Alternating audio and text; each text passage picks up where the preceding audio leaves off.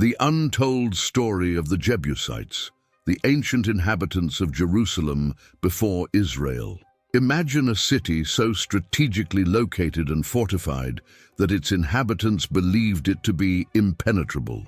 Before David conquered Jerusalem and transformed it into the capital of Israel, it was known as Jebus, the home of a mysterious and often overlooked people, the Jebusites. But who were they? How did they resist the Israelites for so long?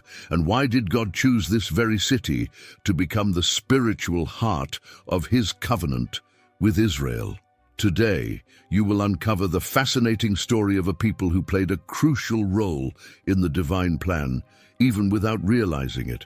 From their impressive fortifications to their lasting spiritual legacy, every detail reminds us that God can use even the most unexpected places to fulfill his purposes. Stay with me until the end, because what you are about to learn could transform the way you see Jerusalem, the Bible, and God's plan for humanity. Origin and culture of the Jebusites. Before Jerusalem became the capital of Israel under King David, it was known as Jebus, the home of a resilient and mysterious people, the Jebusites. This often forgotten group played a foundational role in the history of one of the world's most iconic cities. So who were the Jebusites, and how did they shape the foundations of Jerusalem? The Bible identifies the Jebusites as descendants of Canaan, son of Ham, and grandson of Noah. They were one of the ancient Canaanite cultures that thrived during the Bronze Age, residing in Jebus, a city strategically located in the hills of Judea. The city's natural defenses, surrounded by valleys and enhanced by sturdy fortifications, made it a nearly impregnable stronghold and a key player in regional trade and politics. But the Jebusites were more than military strategists. They had a rich culture deeply connected to the land and its resources. Their language was a variant of Canaanite, sharing roots with other Semitic languages, which placed them within a vast cultural network that facilitated trade, diplomacy, and cultural exchange with neighboring city-states. Religiously, the Jebusites were polytheists who worshipped various Canaanite deities associated with fertility, war, and nature. Sacred sites like the Gihon Spring and the future threshing floor of Araunah, later purchased by David as the location for the Temple Mount, were central to their spiritual and communal life. What makes the Jebusites truly remarkable is how God used them as part of his greater plan. Jebus, a fortress of polytheism, became the city of David, the heart of worship to the one true God. This transformation reminds us that God can redeem even the most unlikely places and stories for his glory. The Jebusites, who resisted Israelite conquest for so long, were ultimately woven into the narrative of Israel's history. God not only allowed Jebus to be conquered, but transformed it into Jerusalem, the spiritual center of his covenant. Their story shows that even cultures far from God can serve a role in his overarching plan. Think about it. Areas in our own lives that seem impenetrable or unreachable by God can be transformed, just as Jebus was. God uses every part of history, even the seemingly insignificant, to fulfill a purpose greater than we can comprehend. Strategic location and fortifications. Jebus, the city that would later become Jerusalem, was a true landmark of strategy and resilience in the ancient world. Situated in the hills of Judea, this city fully utilized its geographical resources to protect itself from external threats and thrive as a center of trade and diplomacy.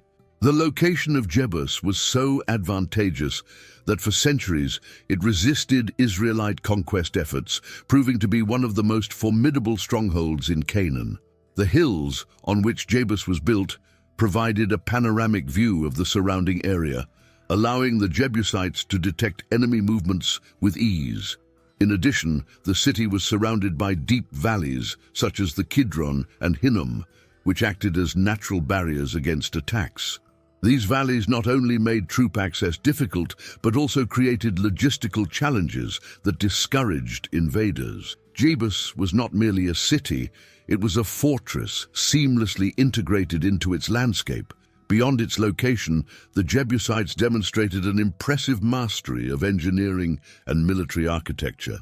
The walls of Jebus, constructed with expertly cut stones and strategically positioned, not only protected the city from invasions, but also bolstered the confidence of its inhabitants in their ability to withstand any attack. These walls were so effective that neither the tribes of Israel under Joshua's leadership nor later efforts by Judah could immediately conquer the city. Another remarkable aspect of Jebus was its advanced water system.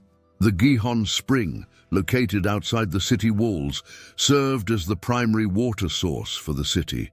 To safeguard this critical resource, the Jebusites developed an underground tunnel that connected the spring to the interior of the city, ensuring access to water even during prolonged sieges. This advanced engineering not only sustained life within the city, but also thwarted the strategies of invading armies that sought to weaken the Jebusites by cutting off their water supply. The combination of geography and ingenuity transformed Jebus into a symbol of resilience and self-sufficiency. However, what truly stands out in this story is how God used this seemingly impenetrable city to demonstrate his sovereignty. Despite its apparently invincible defenses, Jebus was conquered by King David through a brilliant strategic plan that leveraged the very water system the Jebusites had designed to protect their city. This account, as recorded in 2 Samuel chapter 5 verses 6 through 9, not only marked the beginning of Jerusalem's era as the capital of Israel, but also symbolized God's ability to overcome any obstacle to fulfill his plans. The story of Jebus serves as a powerful reminder that even the most secure and well-planned fortresses are ultimately under God's control. Just as Jebus was transformed from a Jebusite stronghold into Jerusalem, the city of David, God can transform even the most challenging situations into opportunities to demonstrate his glory and power. Polytheistic religion and local spirituality. The religion of the Jebusites, like that of other Canaanite peoples, was deeply connected to the land, nature, and the forces they believed governed the cycle of life. Jebusite worship was polytheistic, centered on a variety of gods that represented essential aspects of existence such as fertility, war, and weather. For the Jebusites, spirituality was intertwined with daily life and the environment around them, reflecting a fundamental yet powerful dependence on natural forces. Among the Canaanite deities worshipped by the Jebusites, biblical and historical records highlight figures like Baal, the god of storms and fertility, and Asherah, often associated with motherhood and creation. Altars and places of worship were erected in strategic locations, such as hilltops and water sources, which were viewed as portals to the divine. These sites were not chosen at random. They were considered sacred because they symbolized the provision and protection the Jebusites believed came from their gods. One such site, which would later play a critical role in the history of Israel, was the threshing floor of Araunah. This elevated space was originally used for Jebusite worship and held deep spiritual significance, both as a place of agricultural activity and as a venue for religious rituals. Its height symbolized proximity to their deities and made it a focal point for communal and spiritual life. When David conquered Jebus, he recognized the spiritual potential of this location. The threshing floor of Araunah was not only purchased by David, but also became the future site of the Temple Mount, where Solomon would later build the temple. This transformation of a polytheistic space into a center of worship for the one true God is a powerful example of how God redeems and redefines the meaning of places, stories, and even cultures. Beyond its sacred sites, Jebusite religion influenced all aspects of community life. Religious rituals were not merely acts of individual devotion. They reinforced the social and cultural bonds of the people. These rituals often included sacrifices, festivals, and seasonal celebrations that aligned the community with natural cycles, such as harvests and climatic changes. While these practices were directed toward idols and false gods, they reveal humanity's innate desire for meaning and connection with something greater. However, the spirituality of the Jebusites had its limitations and consequences. Their reliance on idols and ritualistic practices distanced them from the truth of the one God, the creator of all things. Even so, in the midst of spiritual darkness, God had plans to redeem the city they had built and the spaces they held sacred. The conquest of Jebus and the transformation of the threshing floor of Arona into a place dedicated to the Lord demonstrate God's ability to take what has been distorted and use it for His glory. The story of Jebusite religion reminds us that God is the ultimate redeemer.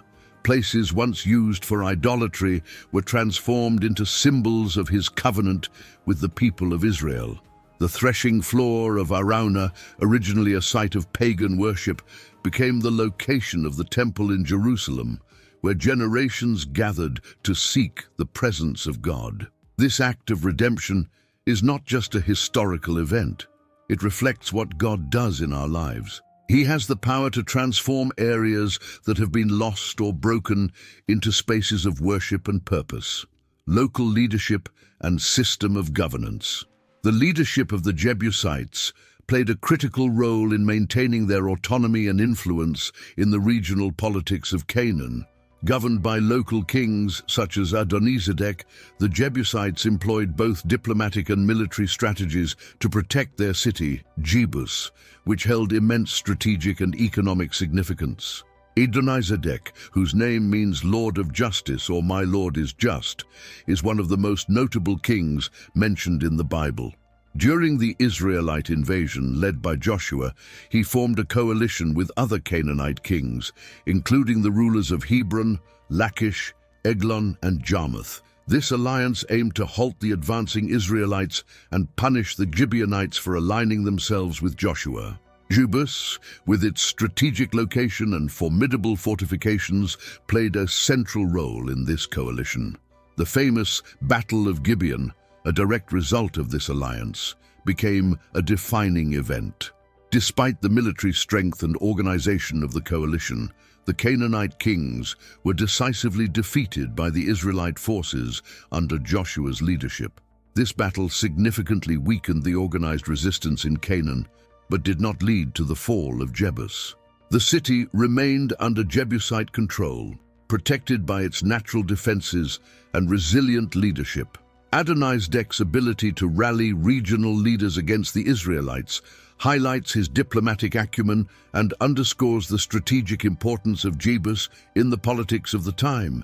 Even after the defeat at Gibeon, Jebus stood as a symbol of Canaanite resistance, maintaining its status as one of the region's most challenging strongholds to conquer. As other Canaanite city-states fell, Jebus grew even more important as a strategic and economic hub. Its central position within the territory of Canaan made it a critical link in trade routes, while the stability provided by its leadership allowed it to remain a key player in the region during times of great upheaval. The economic and diplomatic centrality of Jebus lays the groundwork for the next critical discussion: the impact of regional trade and the relationships the Jebusites established with powerful nations of the time, such as Egypt, which will be explored next. Relationship with Egypt and regional trade. The strategic location of Jebus in the Judean hills made it a crucial hub for regional trade and a natural intermediary between major powers of the time, such as Egypt and the Hittites. The Jebusites, in addition to their military expertise and fortifications, were skilled negotiators who understood the importance of forging connections with these powers to ensure economic prosperity and political stability. Jebus was situated at a vital crossroads of trade routes that connected the northern and southern regions of Canaan. To the north, these routes linked to major urban centers in Mesopotamia, while to the south they connected with Egypt, one of the most powerful civilizations of the Bronze Age. To the west, Jebus had access to the coastal plains, where ports facilitated maritime trade. And to the east, routes led to the Jordan Valley and the Dead Sea. These connections transformed Jebus into a strategic point for the transportation of goods such as precious metals, ceramics, textiles, and food. The city not only facilitated trade, but also served as a hub, where goods were stored, exchanged, and redistributed. This economic role ensured that the Jebusites had access to essential commodities and the wealth necessary to maintain their fortifications and political autonomy. Egypt, one of the most influential powers of the era, maintained a special relationship with Canaan, including cities like Jebus. During the New Kingdom period, spanning from approximately 1550 to 1070 BCE, Egypt exerted both military and economic influence over Canaan. Texts such as the Amarna letters, a collection of diplomatic correspondence between the pharaohs and leaders of Canaanite city-states, reveal that the rulers of these cities frequently negotiated with Egypt to secure protection or commercial advantages. Although Jebus is not mentioned directly in the Amarna letters, its proximity to cities that do appear in the texts suggests that it was part of this diplomatic and trade network. The Jebusites, as strategic intermediaries, likely traded valuable items such as copper, tin, and agricultural products with Egypt. In return, they received luxury goods like jewelry, fine ceramics, and high-quality weapons, which not only met their needs, but also elevated their status among neighboring peoples. Connections with the Hittites. Beyond Egypt, the Jebusites also maintained indirect ties with the Hittites, a powerful northern civilization. Canaan served as a strategically important region between these two powers, and cities like Jebus often facilitated the flow of goods and information between them. The Hittites, renowned for their expertise in metallurgy, likely supplied tools and weapons made of iron that circulated throughout Canaan, strengthening Jebus's position as a commercial and military center. Goods traded by the Jebusites.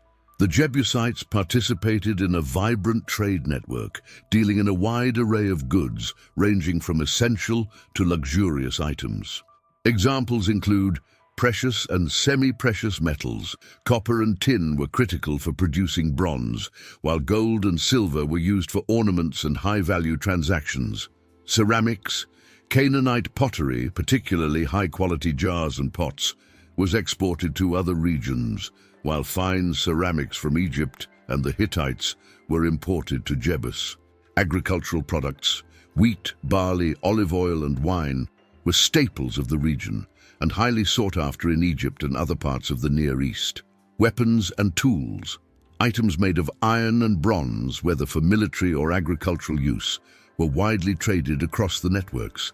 These commodities bolstered Jebus's local economy, ensuring its prosperity even during times of conflict. Cultural and social impact. The commercial relationships of Jebus did more than contribute to its wealth.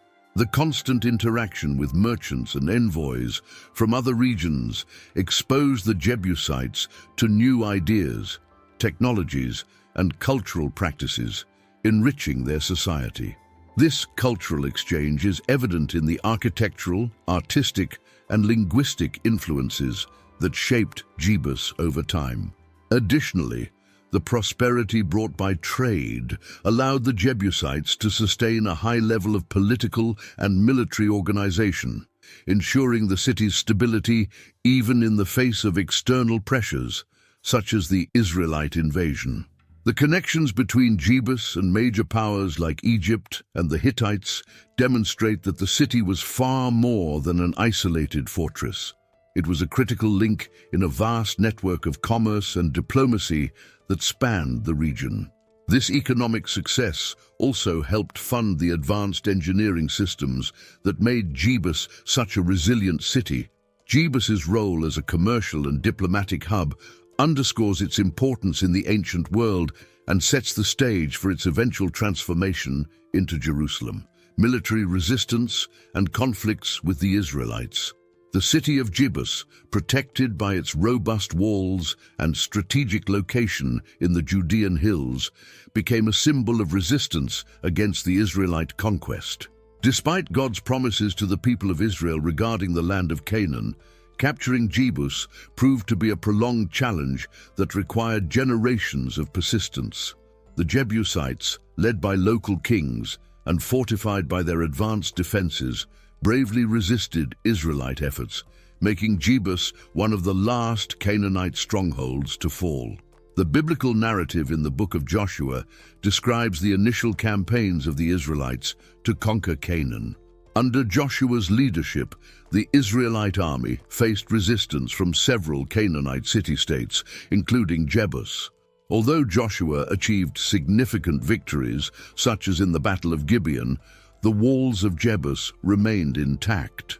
The city's geographic position, surrounded by deep valleys and steep hills, combined with its precisely constructed fortifications, made any direct attack extremely difficult. The book of Joshua, chapter 15, verse 63, records that the Jebusites continued to inhabit Jebus even after Israelite attempts.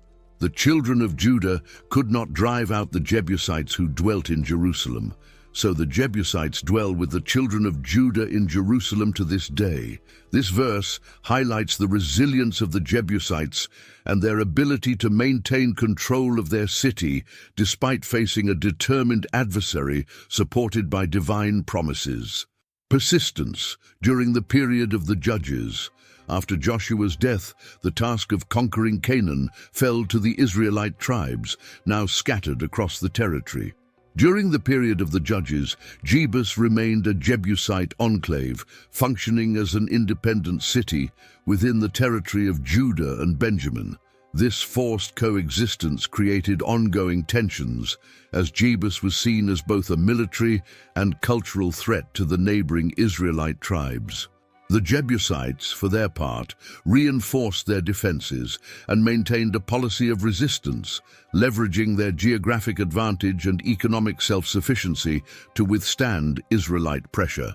Their ability to sustain the city during prolonged sieges, aided by their hydraulic system connected to the Gihon Spring, was a key factor in their continued survival during this period.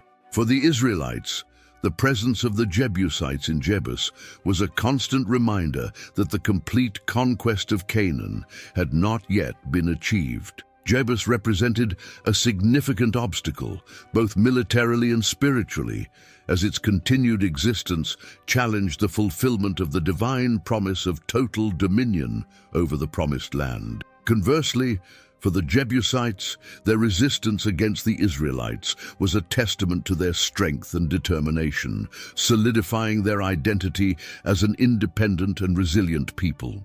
This dynamic between the Israelites and the Jebusites created an environment of latent conflict that lasted for centuries. The Jebusites became experts in defending their fortress, and their local leadership, combined with regional alliances, ensured that the city remained outside Israelite control until the rise of David. The military resistance of the Jebusites stands as a testament to their skill in maximizing their resources and strategic position.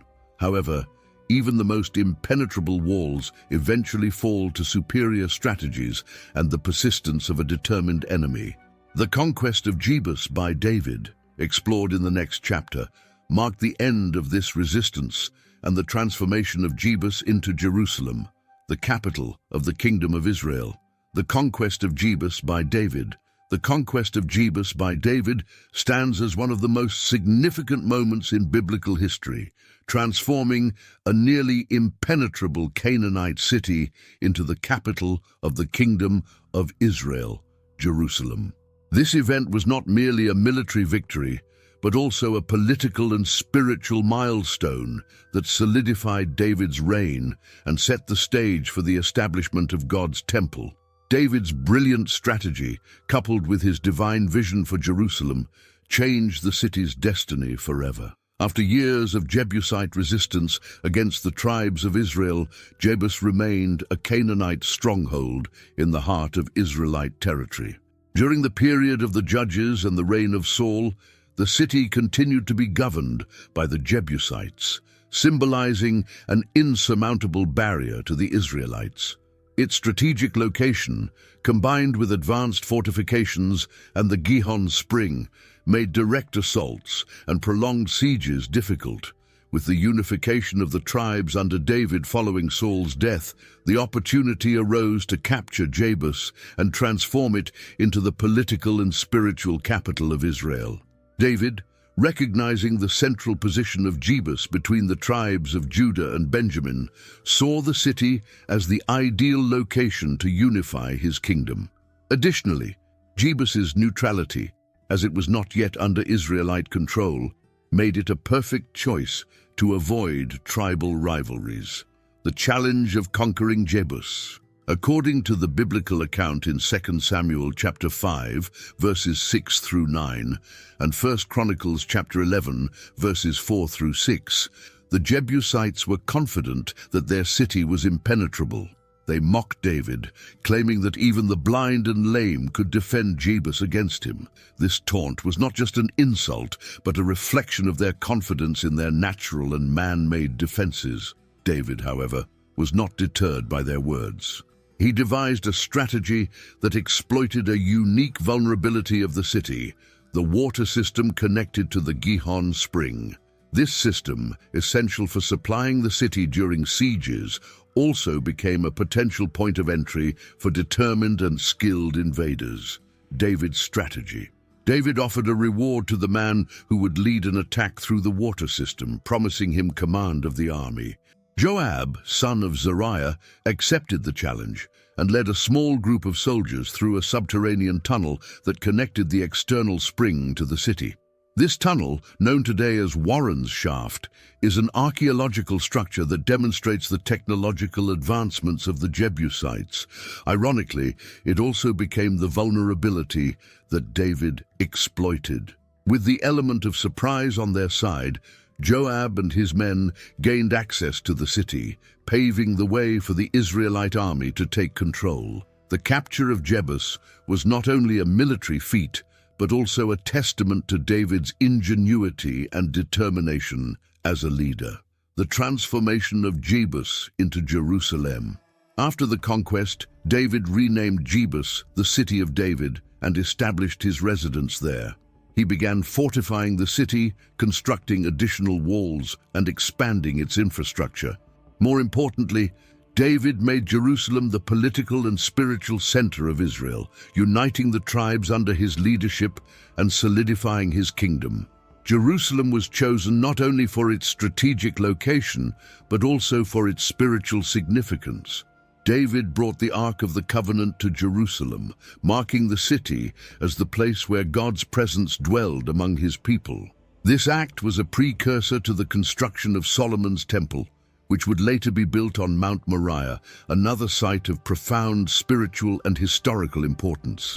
The biblical narrative is supported by archaeological discoveries, such as the previously mentioned Warren's Shaft, which confirms the existence of the underground water systems used by the Jebusites. Additionally, remnants of Jebusite walls and structures from David's time have been found, corroborating the biblical accounts of the city's conquest and transformation. Other historical sources suggest that the use of tunnels and underground systems for infiltration was a known tactic in the ancient Near East. However, David's application of this strategy in Jebus demonstrates the innovation and calculated precision of his leadership and that of his men. The conquest of Jebus by David marked the beginning of a new chapter for Jerusalem. From a Jebusite stronghold, the city became the spiritual heart of Israel, a symbol of the unity of the tribes and the dwelling place of God among his people. This event not only solidified David's reign, but also laid the foundation for Jerusalem's emergence as a central city in the history of Jewish, Christian, and even Islamic faiths. Cultural continuity and peaceful transition. The conquest of Jebus by David did not lead to the immediate disappearance of the Jebusites as a people. On the contrary, many of them continued living in the city, now renamed Jerusalem, under Israelite governance. This process of transition, marked by cultural assimilation and peaceful integration, was a unique aspect of Israelite conquests and reflects David's skill as not only a military leader but also a political and diplomatic one. Although the city was captured, the Jebusites were not entirely expelled or annihilated. Biblical accounts, such as the story of Araunah the Jebusite, 2 Samuel, chapter 24, verses 18 through 25, show that individual Jebusites continued to play significant roles in the city's life even after the conquest. Araunah, for instance, owned a threshing floor that David purchased to build an altar to the Lord. This location would later become the site of the Temple Mount. This episode demonstrates the coexistence of Israelites and Jebusites in the New Jerusalem and suggests that David adopted a pragmatic approach, allowing many Jebusites to remain and contribute to the city's economy and cultural life. This gradual integration not only facilitated stability in Jerusalem, but also allowed Jebusite traditions and knowledge to enrich Israelite society. Cultural and architectural influences. As a Canaanite people, the Jebusites brought a rich cultural heritage to Jerusalem, reflected in their architectural and administrative practices. The fortifications and water systems built by the Jebusites continued to be utilized and expanded by the Israelites, forming the foundation of Jerusalem's infrastructure. The tunnel connecting the Gihon spring to the city, which David used to conquer Jebus, remained an essential resource for water supply and defense. Additionally, Jebusite cultural and artistic elements may have influenced Jerusalem's aesthetics and practices. Their expertise in building walls, urban planning, and resource management was incorporated into David's vision of transforming Jerusalem into a capital befitting a unified kingdom. This cultural exchange enriched the city's identity, establishing it as not only a political center but also a spiritual and cultural one. One of the most notable examples of cultural continuity was the transformation of Araunah's threshing floor, a Jebusite site, into the Temple Mount. This area, originally used for agricultural and possibly ritual purposes by the Jebusites, became the spiritual heart of Israel. David's purchase of the threshing floor and its dedication to the Lord symbolized not only the transition of a Jebusite location into an Israelite space, but also the redemption and transformation of a secular site into a place of divine worship. This peaceful and symbolic transition reflects David's ability to unite distinct cultures under a greater purpose. The assimilation of the Jebusites into Israelite society and the conversion of their sacred sites into centers of worship for the one true God demonstrated how Jerusalem became a reflection of the spiritual and cultural unification that David sought. David's approach to transitioning Jebus into Jerusalem serves as a model of how cultural integration can strengthen a society. Rather than erasing the Jebusite presence entirely, he acknowledged their contribution to the city's history and infrastructure. This peaceful assimilation helped establish Jerusalem as a cosmopolitan and resilient city, capable of thriving even amid significant change. The cultural continuity and peaceful transition from Jebus to Jerusalem left a lasting legacy in the city's history.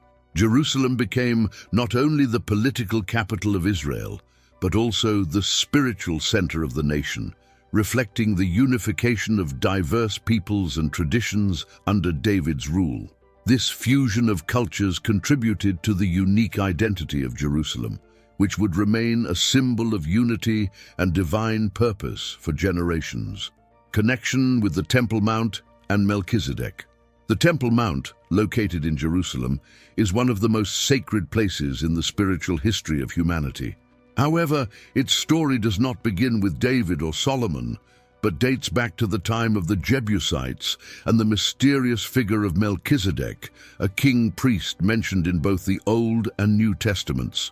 This historical and symbolic connection between the Jebusites, the Temple Mount, and Melchizedek reflects how God used the story of Jebus to pave the way for his divine purposes.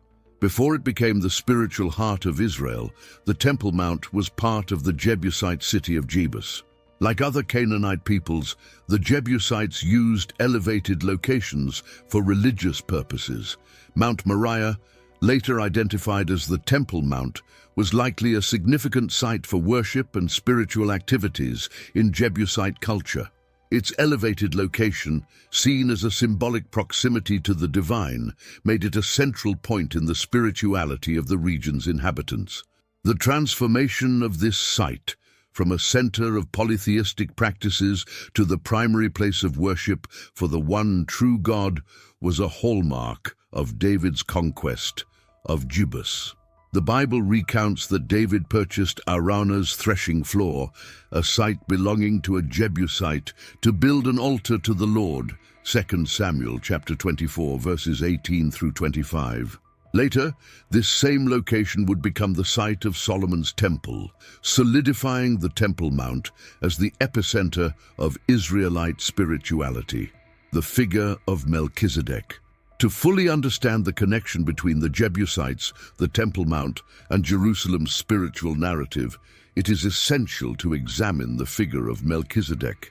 He is first mentioned in the book of Genesis, chapter 14, verses 18 through 20, when Abraham returns from battle and is blessed by Melchizedek, the king of Salem and priest of the Most High God. Salem, generally identified as the future Jerusalem, may have been under Jebusite control or ruled by a predecessor people. Melchizedek is a fascinating figure because he combines the roles of king and priest, which was uncommon in later Israelite tradition where these roles were distinct. He offers bread and wine to Abraham and blesses him in the name of the Most High God, demonstrating a monotheistic connection during a time dominated by polytheism. His mention in the New Testament, particularly in Hebrews chapter 7, verses 1 through 3, links his priestly order to Christ, emphasizing his symbolic and spiritual importance. The spiritual significance of the Temple Mount. The Temple Mount, with its Jebusite roots and connections to Melchizedek, symbolizes the convergence of multiple spiritual narratives. A site once used for Jebusite religious practices was redeemed and transformed into the center of worship for the one true God. This transformation represents a divine movement that does not erase previous histories, but instead uses them to manifest a greater purpose. The selection of the Temple Mount as the location for Solomon's temple was not only strategic, but also deeply spiritual. It had already been a site of religious significance, and now became the dwelling place of God's presence among his people.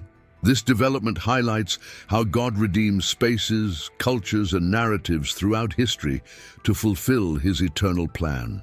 The connection between the Jebusites, Melchizedek, and the Temple Mount remains a fundamental part of Jerusalem's identity. From the altar built by David on Araunah's threshing floor to Solomon's temple and later the Second Temple, this site symbolizes the intersection of history, spirituality, and divine purpose. Melchizedek, as king of Salem and priest of the Most High God, serves as a link between the promises made to Abraham and their fulfillment in Christ, bringing eternal significance to the Temple Mount. The story of the Jebusites is an essential piece in the mosaic of Jerusalem's narrative, a city that transcends time as a spiritual, political, and cultural center. Although often considered a forgotten people, the Jebusites were the first to lay the foundations of Jerusalem, preparing the way for it to become a lasting symbol of unity and divine purpose. The Jebusites built Jebus as an impressive fortress, leveraging its strategic position in the Judean hills. They developed defensive systems, such as walls and the Gihon Spring Tunnel, that not only protected the city, but also ensured its survival during sieges. These innovations, originally designed for their own security, became the foundations upon which Jerusalem was expanded, after David's conquest. Culturally, the Jebusites contributed to the development of Jerusalem as a resilient and well-organized city. Their architectural practices and resource management skills were adapted by the Israelites, allowing the city to grow in size and importance. Even after their assimilation, traces of their influence remained visible in Jerusalem's infrastructure and culture. David's conquest of Jebus was a transformative moment. What was once a Canaanite fortress became the city of David, the new political and spiritual capital of Israel. By bringing the Ark of the Covenant to Jerusalem, David consecrated the city as the center of worship for the God of Israel, marking a new chapter in the history of Jebus. This transformation not only reflected David's sovereignty as king, but also fulfilled God's divine purpose for the city. The Temple Mount, once a Jebusite space used for agricultural and possibly spiritual activities, became the site where Solomon built God's temple. Araunah's threshing floor, once part of a polytheistic culture, was transformed into a sacred place of worship.